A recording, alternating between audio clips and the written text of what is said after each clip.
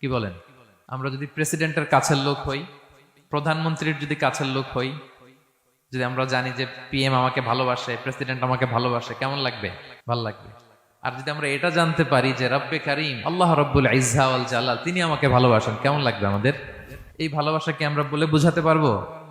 পারবো না। এটাই আমরা চাই, এটাই আমাদের জীবনের টার্গেট, কামনা, ঠিক কিনা? তো একজন প্রকৃত মুমিন সেই যে আল্লাহর সান্নিধ্য পেতে চায়, আল্লাহ তাআলার ভালোবাসা সে পেতে চায়। এবং মজার ব্যাপার হচ্ছে আল্লাহ তাআলা সুস্পষ্ট স্টেটমেন্টের মাধ্যমে কালামুল্লাহ মাজিদে তিনি জানিয়ে দিয়েছেন তিনি কাদেরকে কাদেরকে ভালোবাসেন।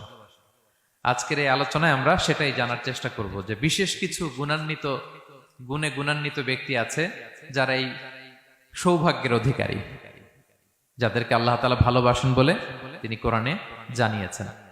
আমরা যেন সে সমস্ত গুণগুলো আমাদের নিজেদের মধ্যে ধারণ করতে পারি। আল্লাহ তাআলা আমাদের তৌফিক দান করুন। আমরা সবাই আওয়াজ করে পড়ে আমিন। প্রিয় ভাই এবং বোনেরা, শুরুতেই একটা ইন্ট্রোডাক্টরি কথা বলে রাখি, ভূমিকা কথা মূল আলোচনায় যাওয়ার আগে। সেটা হচ্ছে আমাদের প্রত্যেকের মনে রাখতে হবে যে আল্লাহ তাআলা ভালোবাসা পাওয়ার প্রধান শর্ত হচ্ছে রাসূল সাল্লাল্লাহু আলাইহি ওয়াসাল্লামকে ভালোবাসা, তার অনুসরণ করা। This is the first and foremost reminder tonight. আজকের প্রথম রিমাইন্ডার এটা যে আমরা যে আল্লাহর ভালোবাসা পেতে চাই, এটার প্রধানতম শর্ত হচ্ছে আল্লাহ রাসূল সাল্লাল্লাহু আলাইহি ওয়াসাল্লামের অনুসরণ করতে হবে। ওনার অনুসরণ বাদ দিয়ে আল্লাহর ভালোবাসা কোশ্চিনকালেও পাওয়া যাবে না। যে আয়াত দিয়ে সূরা আলে ইমরানের 31 নম্বর আয়াত দিয়ে আমি আমার আলোচনা শুরু করেছিলাম, এই আয়াতে আল্লাহ তাআলা খুব স্পষ্ট করে বলছেন, কুল ইন কুনতুম তুহিব্বুনাল্লাহা ফাত্তাবিউনি ইউহিব্বুকুমুল্লাহ।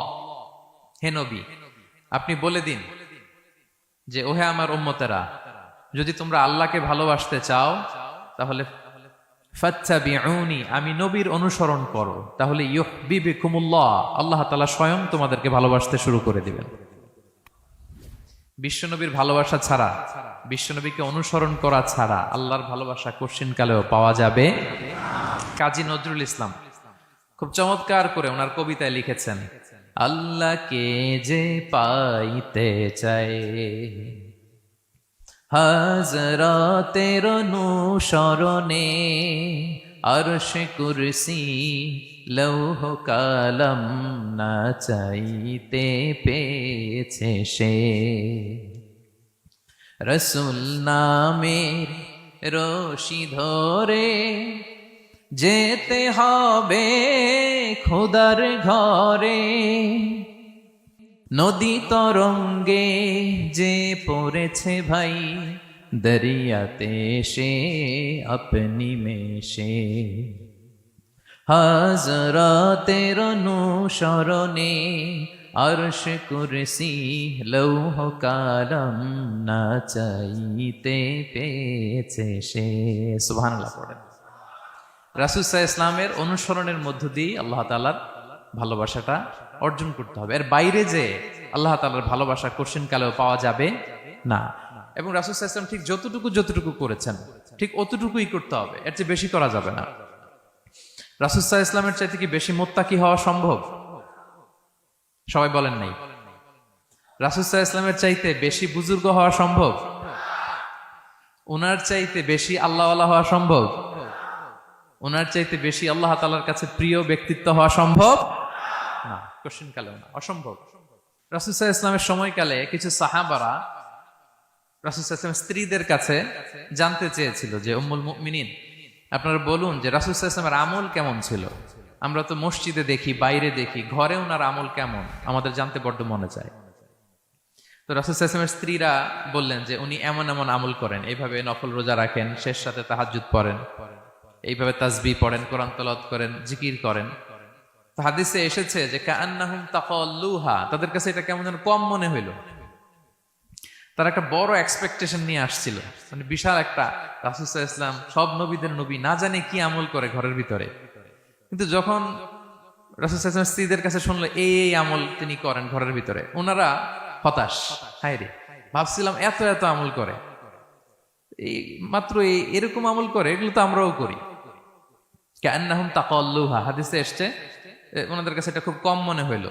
তো তারা একে অপরকে বলতে লাগলো যে এর কারণ হচ্ছে কদ গুফিরা লাহু মা তাকাদ্দামা মিন যামবিহি ওয়া মা তাআখার, আল্লাহ তাআলা তো রাসূল সাল্লাল্লাহু আলাইহি ওয়াসাল্লামের আগের পরের সব গুনাহ মাফ করে দিয়েছে। ওনার তো আদতে কোনো গুনাহই নাই, কিন্তু আল্লাহ তাআলার ঘোষণা হচ্ছে, নবী হে, আপনার আগের পরের সব গুনাহ আমি মাফ করে দিলাম। তো সাহাবারা বলতেছেন এর কারণ হচ্ছে ওনার কোনো গুনাহই নাই, সব মাফ, এই জন্য ওনার কম করলেও হয়, আমাদের তো এত কম করলে চলবে না। কথা বুঝতে পেরেছেন? তো ওনারা ভাবলো যে না, আমাদের তো আমল বাড়াইতে হবে। তো কি করতে হবে? একজন বলল, আমি সারা রাত নামাজ পড়বো, আমি আর ঘুমাবো না। এখন থেকে সারা রাত কি করব? নামাজ পড়বো, আমি আর ঘুমাবো না। আরেকজন বলল, তাহলে আমি সারা বছর রোজা রাখবো, রোজা ভাঙবো না, সারা বছর টানা রোজা, যেহেতু বেশি বেশি করতে হবে। আরেকজন বলল, আমি স্ত্রীদের সাথে আর মেলামেশা করবো না, আমার স্ত্রীদের সাথে আমি আমার মতো বৈরাগ্য জীবনযাপন করব। তো এই কথা যখন রাসূল সাল্লাল্লাহু আলাইহি ওয়াসাল্লাম শুনলেন, রাসূল সাল্লাল্লাহু আলাইহি ওয়াসাল্লাম ওনাদেরকে ডেকে পাঠালেন, ডেকে বললেন, আনতুমুল্লাযীনা কুলতুম কাযা ওয়া কাযা, তোমরা কি এমনটা এমনটা বলছো? তারা ভয়ে বলতেছে, ইয়া রাসূলুল্লাহ, জি আমরা তো এরকম করে ফেলছি, বলে ফেলছি।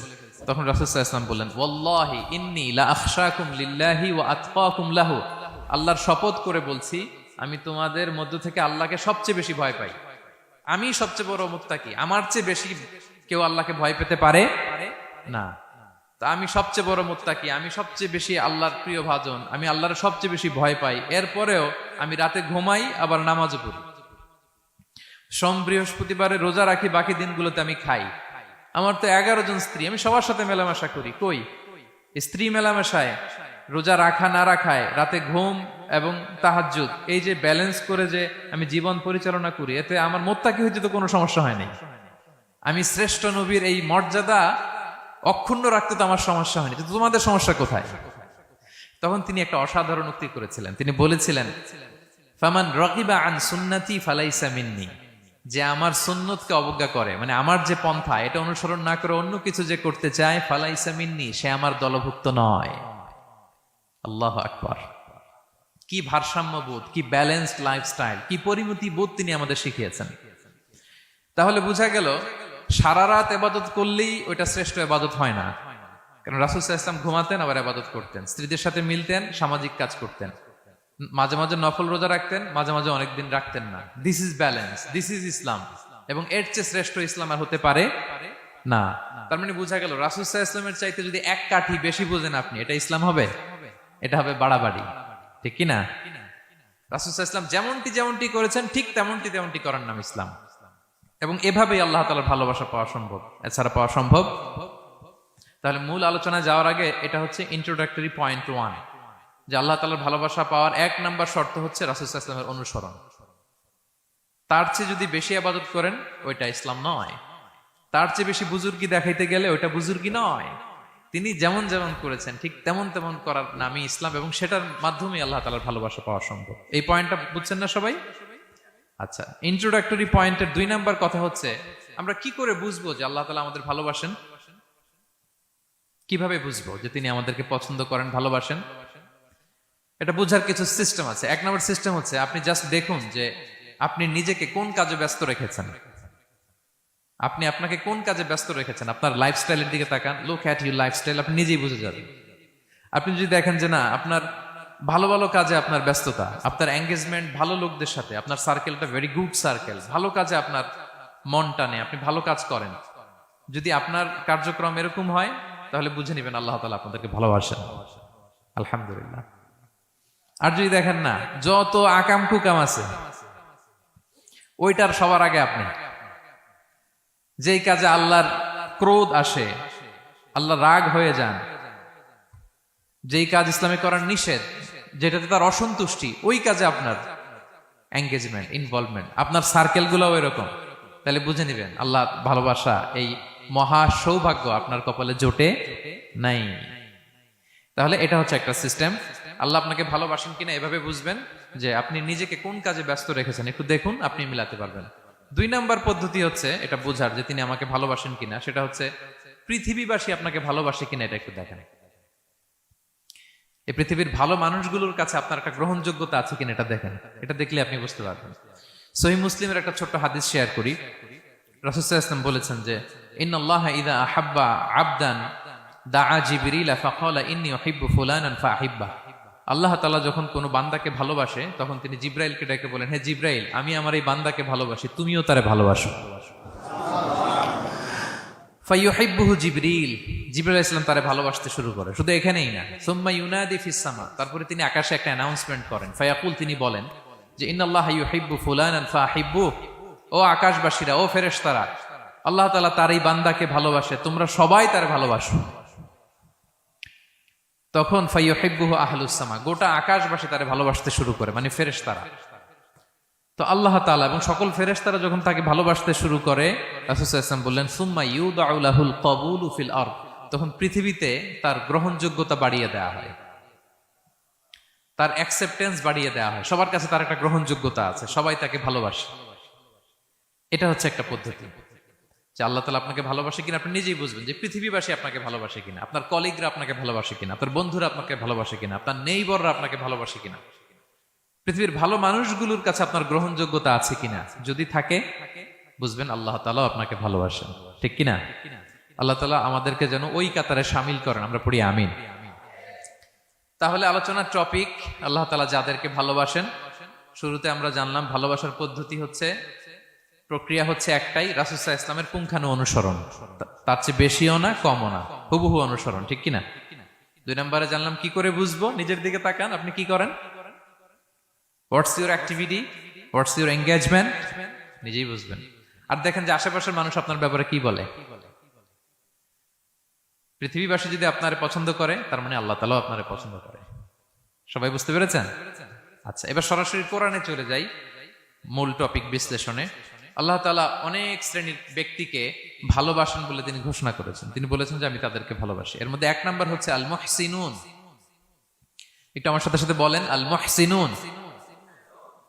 মুহসিনুন মানে হচ্ছে যে ইহসান করে, মানে অন্যের প্রতি অনুগ্রহ দেখায়, অনুগ্রহশীল, অন্যের প্রতি দয়াশীল, অনুগ্রহশীল, এই সমস্ত বান্দাদের আল্লাহ ভালোবাসেন। আল্লাহ বলেন ওয়া আনফিকু ফি সাবিলিল্লাহি ওয়া লা তুলকু বিআইদিকুম ইলা তাহলুকা ওয়া আহসিনু ইন্নাল্লাহা ইউহিব্বুল মুহসিনিন।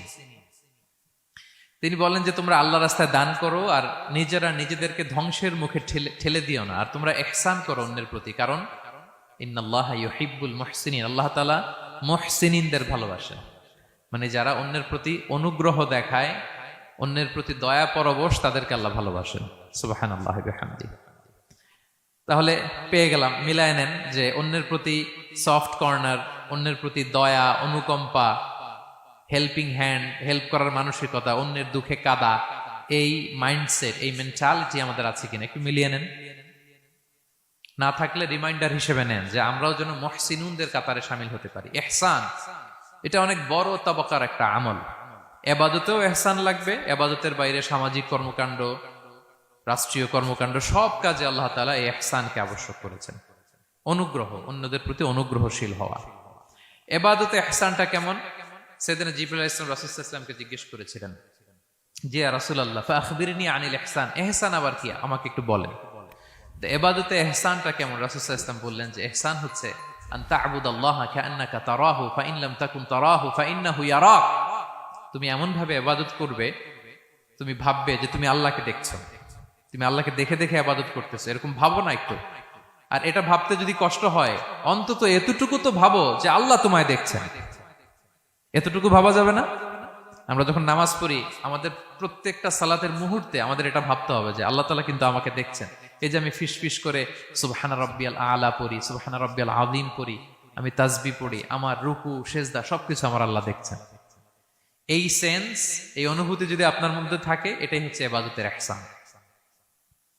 আর ইবাদত ছাড়া আমাদের দৈনন্দিন কাজ, পারিবারিক কাজ, সামাজিক কাজ, এই সমস্ত কাজেও কিন্তু আল্লাহ তাআলা ইহসানকে আবশ্যক করেছেন। প্রিয় ভাই এবং বোনেরা, অন্যের প্রতি অনুগ্রহ করাটাকে তিনি কি করেছেন?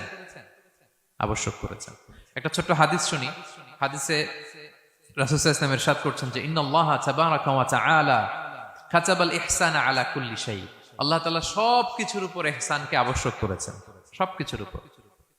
মুমিনের সব কাজে ইহসান থাকতে হবে, অন্যের প্রতি অনুগ্রহের পরশ থাকতে হবে। এবার মজার একটা পার্ট আসছে হাদিসে, খেয়াল করে শুনি। রাসূল সাল্লাল্লাহু আলাইহি ওয়াসাল্লাম বলেন ফাইদা কাতালতুম ফাআহসিনুল কিতলা। আল্লাহ তাআলা সব জায়গায় ইহসানকে আবশ্যক করেছেন। এমন কি ফাইদা কাতালতুম, যখন তোমরা কতল করবে কাউকে, ফাআহসিনুল কিতলা, ইহসানের সাথে কতল করো। সুবহানাল্লাহ বললেন না? প্রসঙ্গটা কি? হত্যার প্রসঙ্গটা, রাষ্ট্রীয় কাজে হয়তো ডেথ পেনাল্টি, তার মৃত্যুদণ্ড দিতে হবে। রাসূল সাল্লাল্লাহু আলাইহি ওয়াসাল্লাম বলেন ফাইদা কাতালতুম ফাআহসিনুল কিতলা, মৃত্যুদণ্ড দিবা কিন্তু ইহসানের সাথে দিও। আপনি চাইলেই তার কান কেটে ফেলতে পারবেন না, তাকে শ্বাসরুদ্ধ করতে পারবেন না, পেট্রোল দিয়ে তার দেহ জ্বালিয়ে দিতে পারবেন না, চাইলেই এই দেহটারে আপনি নষ্ট করতে পারবেন না। রাষ্ট্রীয় কাজে বিচারে সাব্যস্ত হয়েছে তার এখন ডেথ পেনাল্টি, মৃত্যুদণ্ড কার্যকর করবেন ঠিক আছে, কিন্তু সেখানে ইহসানের সাথে। ফাইদা কাতালতুম ফাআহসিনুল কিতলা, মৃত্যুদণ্ড কার্যকর করার সময় ইহসানের সাথে করো। ওয়া ইদা যাবাহতুম ফাআহসিনুয যাবাহা, জবাই করার সময়ও ইহসান করো। সুবহানাল্লাহ, করতেছি জবাই, করতেছি কি, কিন্তু মেরে ফেলতেছি প্রাণীটাকে খাওয়ার জন্য। স্লটারিং, লিটারালি আমি ছুরি চালাচ্ছি ওর গলায়, ফিনকি দিয়ে রক্ত বেরোবে এখনই, মেরে ফেলতেছি, কিন্তু যা মনে চায়। আপনি কোপাতে পারবেন কুরবানির পশুকে? কষ্ট দিতে পারবেন না। আমরা এই ভুলটা করি। রাসূল সাল্লাল্লাহু আলাইহি ওয়াসাল্লাম দেখেন আরো স্পেসিফিক করে বলছেন যে ওয়ালিয়ুহিদ্দা আহাদুকুম শাফরাতাহু ওয়ালিয়ুরিহ যাবিহাতাহু, তোমরা জবাইয়ের সময় তোমাদের ছুরিটাকে ধার করে নিও যাতে করে প্রাণীটা কম কষ্ট পায়। সুবহানাল্লাহ। আমরা অনেক সময় ভুল করে ফেলি। আমরা গরু শোয়ানোর পরে এই রশি কোথায়, এই ছুরি কোথায়, এই কষাই কোথায়, এই যে 7 জনের নামে জবাই হবে এদের নাম কোথায়, গরুটাকে আমরা কষ্ট দিচ্ছি। রাসূল সাল্লাল্লাহু আলাইহি ওয়াসাল্লাম বলে না, মুমিনের প্রতিটি কাজে ইহসানের পরশ থাকে। তারা প্রাণী জবাই করবে ঠিকই খাওয়ার জন্য, কিন্তু এখানেও ইহসান করতে হবে, ঠিক কিনা? তারা মৃত্যুদণ্ড কার্যকর করবে, ডেথ পেনাল্টি রাষ্ট্রীয় আইনে, কিন্তু যেমন মনে চায় তেমন করা যাবে না। ওইখানেও ইহসান রাখার দরকার আছে না নাই?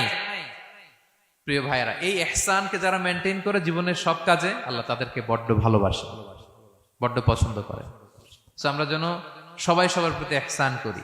স্বামী স্ত্রীর প্রতি ইহসান করুন, স্ত্রী স্বামীর প্রতি ইহসান করুন, বাবা সন্তানের প্রতি, সন্তান বাবার প্রতি, পরিবারের সকল সদস্যদের প্রতি ইহসান করুন, কর্মচারীদের প্রতি ইহসান করুন, সহকর্মীদের প্রতি ইহসান করুন।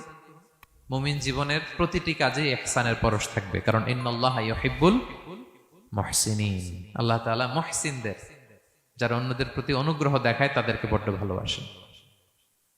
এই পয়েন্টটা কি বুঝতে পেরেছেন সবাই? ক্লিয়ার? 2 নম্বরে চলে যায়, আর কাদেরকে আল্লাহ ভালোবাসেন। 2 নম্বরে হচ্ছে আত-তাওয়াবুন, যারা ভুল করেই তওবা করে সাথে সাথে, আল্লাহ তাদেরকে বড্ড ভালোবাসেন। সুবহানাল্লাহ। আল্লাহ তাআলা বলছেন ইন্নাল্লাহা ইউহিব্বুত তাওয়াবিন ওয়া ইউহিব্বুল মুতাতাহহিরিন, আল্লাহ তওবাকারীদেরকে যেমনি ভালোবাসেন, পবিত্রতা অর্জনকারীদেরও ভালোবাসেন। ওটা আমি পরে আসতেছি, এখন তওবাতেই থাকি। তাহলে 2 নম্বরে হচ্ছে ইন্নাল্লাহা ইউহিব্বুত তাওয়াবিন, 2 নম্বরে হচ্ছে কাদেরকে ভালোবাসেন? তওবাকারীদেরকে তিনি বড্ড ভালোবাসেন। দেখেন রাসূল সাল্লাল্লাহু আলাইহি ওয়াসাল্লাম কি বলে, তিনি বলেন ওয়াল্লাহি ইন্নী লা আস্তাগফিরুল্লাহ ওয়া আতুবু ইলাইহি ফিল ইয়াউমি আকসারা মিন 70 মাররা, আল্লাহ শপথ আমি বিশ্বনবী প্রতিদিন 70 বারেরও বেশি তওবা পড়ি। যার আগেও কোনো গুনাহ নাই, পরেও কোনো গুনাহ, উনি তওবা করে কয়বার? 70 বার। আমাদের তো কোনো গুনাহ টুনা নাই, তাই না? হ্যাঁ, আমাদেরও গুনাহ আছে নাকি? বস্তা ভরা। তো বিশ্বনবী যদি 70 বার তওবা করেন ডেইলি বেসিস, আমাদের করা দরকার কয়বার? যার যার কাছে ছেড়ে দিলাম, বলেন। হ্যাঁ, 70,000 বার করা দরকার, ঠিক কিনা? প্রিয় ভাইরা, তওবা কি? তওবা মানে ফিরে আসা আল্লাহর কাছে। ভুল করেছি, অনুতপ্ত হয়ে আল্লাহর কাছে ফিরে আসবো, এটার নাম তওবা। To return back to your Lord, আল্লাহর কাছে ফিরে আসবেন। এই ফিরে আসাটাকে আল্লাহ খুব পছন্দ করেন।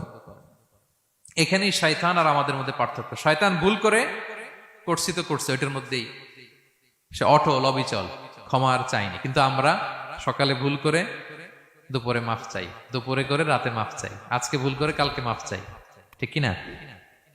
এই মাফ চাওয়াটাকে, ফিরে আসাটাকে, তার গুনাহগার বান্দা অনুতপ্ত হয়ে, রিয়েলাইজেশন হয়ে, বুঝতে পেরে ফিরে আসাটাকে তিনি বড্ড পছন্দ করেন, বড্ড পছন্দ করেন। এজন্য ভুল আমাদের হবে প্রিয় ভাইরা। আল ইনসান মিনান নিসিয়ান, আমাদের নামটাই এসেছে ভুল থেকে, আমরা ভুলে যাই, ভুল হয়ে যায় আমাদের। কিন্তু ক্ষমার রাস্তা, তওবার রাস্তা খোলা আছে না নাই? এটা হচ্ছে আমাদের জন্য আশা, হোপ। আমরা হোপফুল, সবসময় আশাবাদী। যত ভুল হোক, যত ভুল আপনি করেন, এটা খেয়াল রাখবেন, ভুল আপনি যতই করেন না কেন, তার রহমতের দরিয়া তার চাইতেও বড়,